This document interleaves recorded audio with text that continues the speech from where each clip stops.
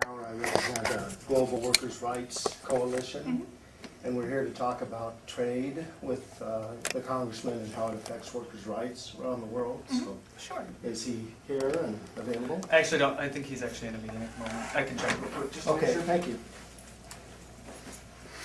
So, do you know something about these trade deals that are coming up, Korea and Colombia and Panama? I do. Yeah. Yeah, and what do you think about them? Uh, Is that a loaded question? a little bit. Yeah, you realize that in Colombia, there are more union leaders and union activists murdered than the rest of the world combined, and that less than 6% have been prosecuted. And there's been dozens and hundreds of deaths as a result of those practices. And the trade agreement with Colombia doesn't fix any of that.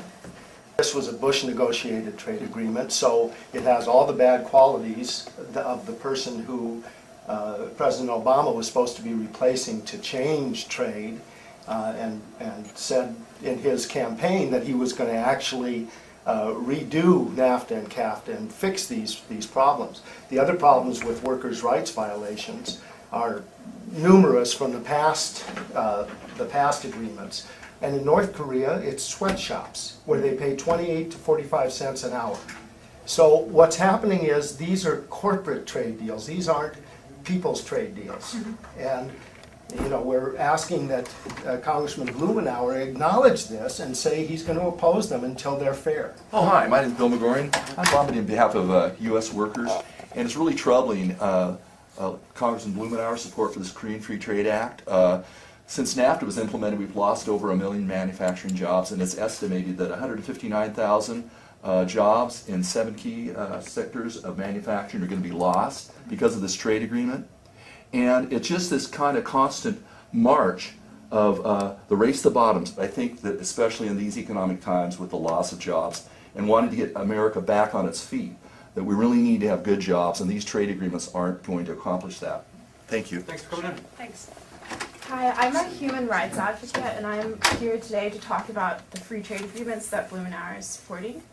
And basically, the largest number of displaced people, as far as the country with the largest number of displaced people is actually Colombia. And if the free trade agreement passes, there will be more displaced people, and as a result of that, there will be more immigrants. Also, I guess we can learn a lot from the Peru free trade agreement, where hundreds of indigenous people were slaughtered after its passage because of their protests that they held. And I just would like to ask Blumenauer to vote against it. Okay, we'll pass the message along. Yeah. All right, thank you. These agreements are international treaties which prevent governments from regulating commerce. I'm retired from DEQ. We regulate industrial plants. For instance, some of the semiconductor plants here are Korean owned. Our ability to regulate, we won't be able to regulate the Korean plants the same way as the other plants. We can regulate an American plant, but the Koreans are going to have rights to challenge our rules, and it just prevents regulation. There's another lobbyist here, right? Who do you represent? And speaking about Pacific Rim mining, the really messed up part about that was the mining process that they used was called green mining. And it was supposed to be environmentally friendly, but there's no evidence of it being environmentally friendly. And like Jack said, it's obvious that it ruined their water. Sorry. That's the investor-to-state rights. In other words, all of these trade agreements allow transnational companies to come into other countries and demand that the standards, the environmental standards and labor standards be lowered to accommodate their profit making. And that could happen here with South Korean companies coming here. Usually we're the ones, the big countries are the ones doing this exploiting. Now we could be exploited by the same things that are being allowed. The taxpayers' money used to hire lawyers to defend against these attacks on the investor to state. And there is absolutely, if there was no other reason to vote against these trade agreements, that is a reason that the congressman shouldn't ignore. Another piece is that part of the Korea Free Trade Agreement allows U.S. companies and Korean companies to produce in China, as long as 35% of the product is made either in Korea or the United States. So it's a big excuse to let companies use the lowest wages they can. I mean, 35% is pretty bad. It's not really Korean. I mean, so it's not even well, Korean. In fact, North Korean sweatshops. Yeah, in would be addition, they allowed. can go to North Korean sweatshops. I mean, it's really Basically slavery. kind of a cynical way of making, using the lowest possible wages and allowing companies to get away with that. And a study's been done where there'll be a net loss of 159,000 jobs if the South Korea agreement is passed. Issues about treaties go to international courts. These go to the World Trade Organization. You know who's behind the World Trade Organization? It's not the working people. It's the corporations. So you have a conflict between a corporation and a country, and the corporations get to decide who wins. You should pay attention to the ghosts of people who suffered the consequences of this.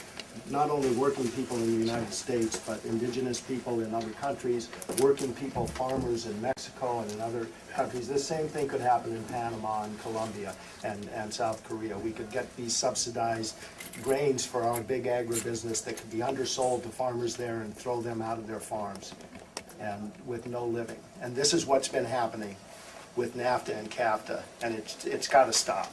Middle class is being destroyed, where families and their ability to support their children and have a middle class existence is being eviscerated. We are seeing the dismantling of this country internally, and these trade agreements have played a major role in that occurring. And we're not a minority. Why? I mean, one very big question is, why is Earl Blumenauer going against the wishes, and not only Earl Blumenauer, other congresspeople as well, but he's ours. Why is he going against the wishes of the vast majority of the American people? That's right. And it's not that this is a fringe who's against this. We're in the majority. Why is he doing that? Well, like I said, we'll take your comments Yeah. and pass them on to the Congress. It's an incredibly complex issue, so yeah, I'd be happy to pass them on. Well, So, some no, of it's no, very it really is simple. pretty Some of simple, them are isn't it? very simple. They're very simple statistical realities. And the statistical realities are that these are corporate trade agreements. They're not Corporations are in workers' favor of agreements. it. They're not fair trade agreements. They're corporate trade agreements that go against working people. Yeah, and There's no corporations have question. actually helped write them. So that's the deal, So the people, the vast majority of the American people don't want it. Corporations have helped write the trade agreements themselves. So where is Earl Blumenauer? Which side is he on? Fair trade, not free trade. Fair trade, not free trade. Fair trade, not free trade.